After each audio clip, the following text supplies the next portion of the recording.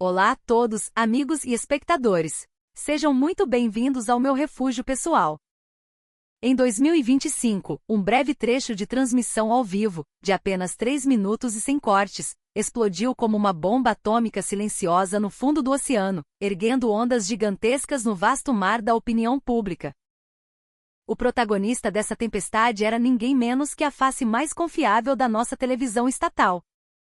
Zan Weimin, um âncora de elite que dedicou 20 anos a cultivar o jornalismo, chocou o país. Nos momentos finais do telejornal noturno, ele abandonou o roteiro. O teleprompter apagou-se para ele, e o que saiu de sua boca foi um improviso visceral. O tema: sua recente viagem ao Brasil, especificamente ao Rio de Janeiro.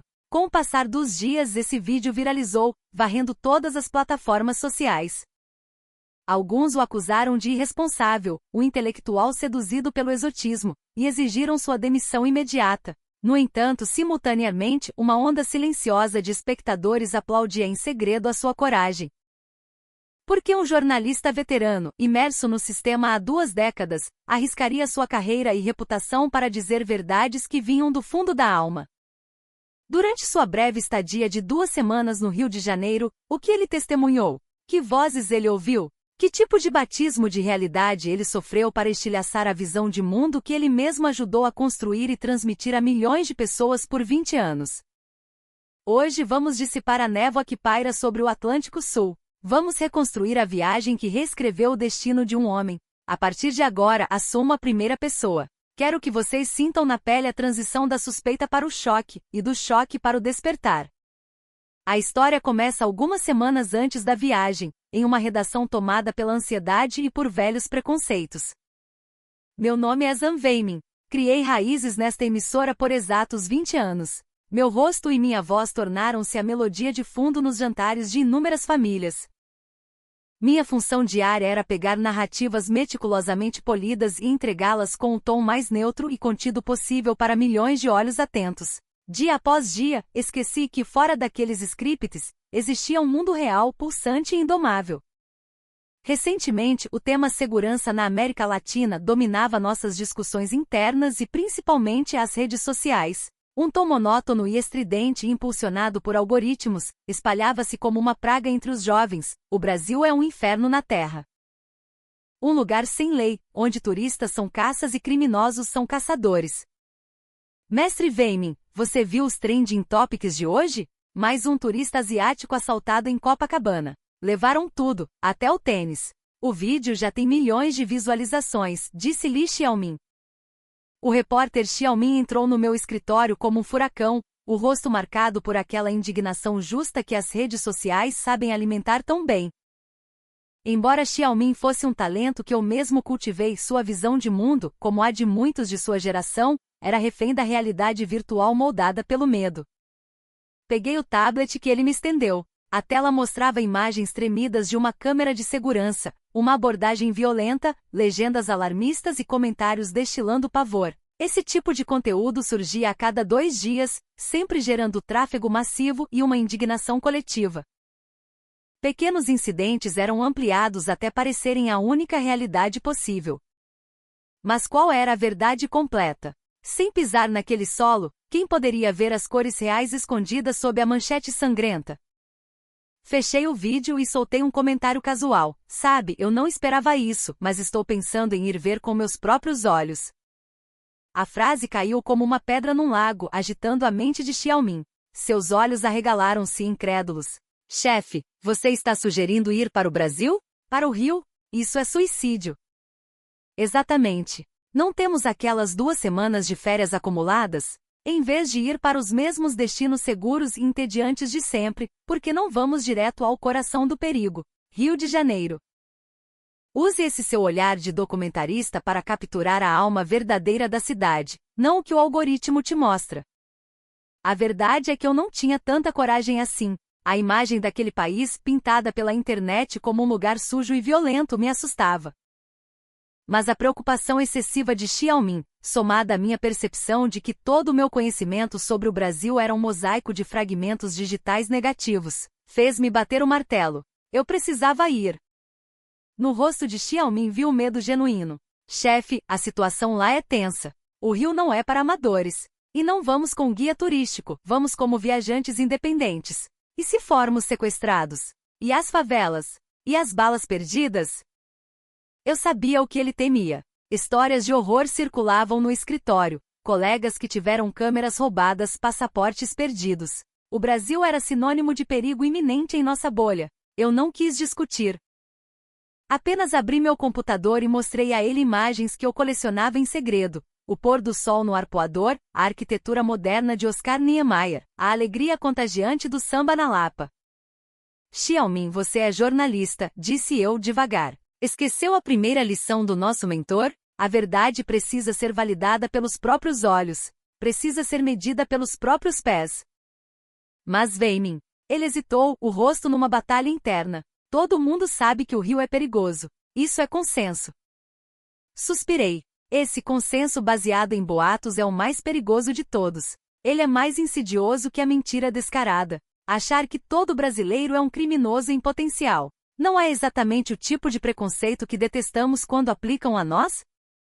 Xiaomin silenciou. A imagem do Brasil construída por vídeos curtos de violência travava uma guerra silenciosa com a possibilidade que eu apresentava. Depois de um longo momento ele assentiu relutante. Tudo bem, chefe.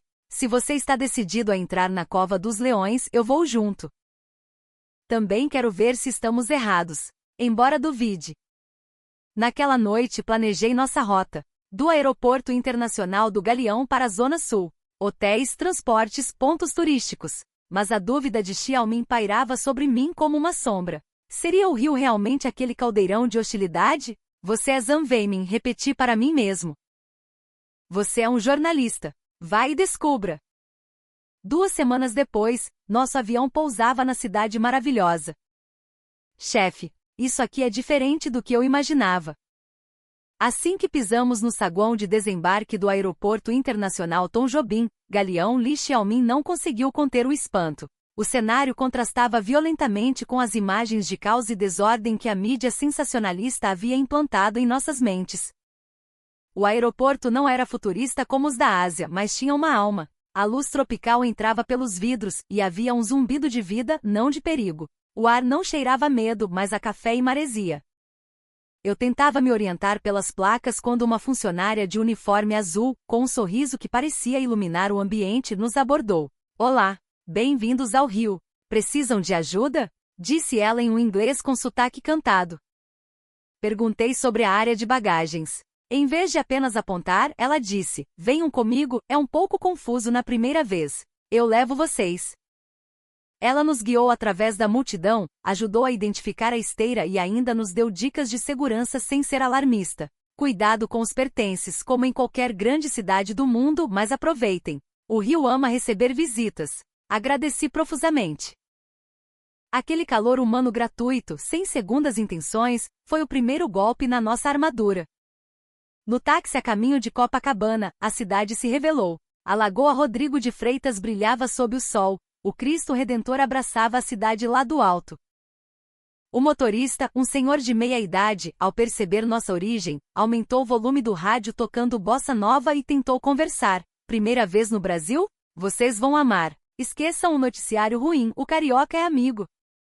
Chegando ao hotel, Xiaomin confessou, até agora tudo correu bem demais. Mas estamos na bolha turística. Vamos ver amanhã. No dia seguinte, após um café da manhã reforçado com frutas tropicais que eu nunca tinha visto, fomos explorar. Caminhamos pelo calçadão de Copacabana, observando a mistura democrática de pessoas na areia. Decidimos parar em um quiosque elegante para tomar uma água de cocô e planejar o dia. O ambiente era relaxante, o som das ondas hipnotizante. Conversamos, rimos, tiramos fotos. Pagamos a conta e saímos em direção ao metrô para visitar o centro histórico. Caminhamos cerca de 200 metros quando senti um vazio no bolso da calça. Um frio percorreu minha espinha. Xiaomin, minha carteira. Parei bruscamente. O suor frio brotou na testa, competindo com o calor do rio. Comecei a revirar a mochila desesperadamente. Xiaomin empalideceu. Onde foi a última vez? No quiosque. Deixei em cima da mesa quando fui arrumar a mochila. Xiaomin suspirou derrotado. Vamos voltar, mas... já se passaram 20 minutos. Chefe no Brasil? Esquece. Uma carteira dando sopa numa mesa de calçadão? Já era. Suas palavras eram como uma sentença. Naquela carteira estavam meus cartões, todo o dinheiro em espécie e pior, meu documento de identidade. Se tivesse sido roubada, nossa viagem acabava ali num pesadelo burocrático. Voltamos correndo, o coração na boca. Eu já sentia a amargura do eu te avisei se formando na mente de Xiaoming. Ao chegarmos ao quiosque, nossa mesa já estava ocupada por outros turistas. Minha esperança morreu. Aproximei-me do balcão, quase sem voz. Com licença. Nós estávamos naquela mesa agora há pouco. Por acaso alguém viu uma carteira de couro preta? O atendente, um rapaz jovem e bronzeado, abriu um sorriso largo ao me ver. Ah, o senhor voltou. Graças a Deus.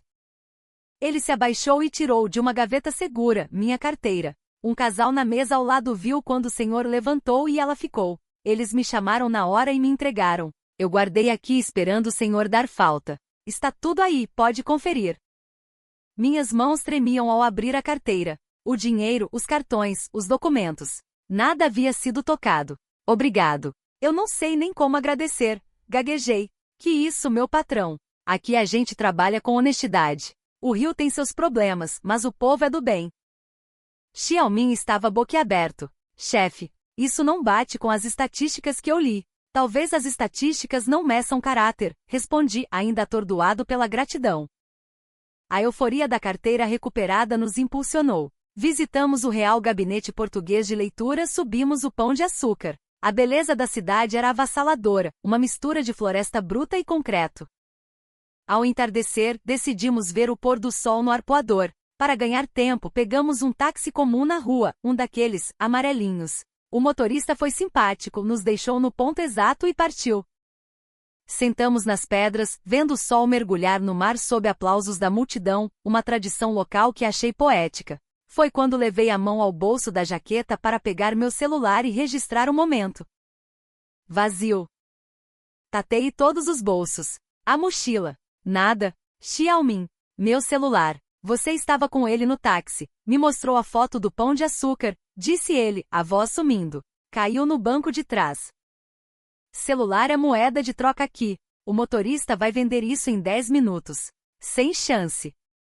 Meu coração afundou. O celular continha todos os contatos, as anotações da viagem, as fotos. Vamos à polícia, decidi, agarrando-me a um fio de esperança. Polícia? Chefe, vão rir da nossa cara. Gringo perdeu celular no táxi. Isso é rotina. Mesmo assim, fomos à Delegacia Especial de Apoio ao Turismo, DEA. O ambiente era limpo, refrigerado. Um inspetor nos atendeu com calma. Boa noite. O que houve? Relatei o ocorrido esperando indiferença. O policial anotou tudo. O senhor lembra o número do táxi? Não. Foi na rua. O policial assentiu. Tudo bem.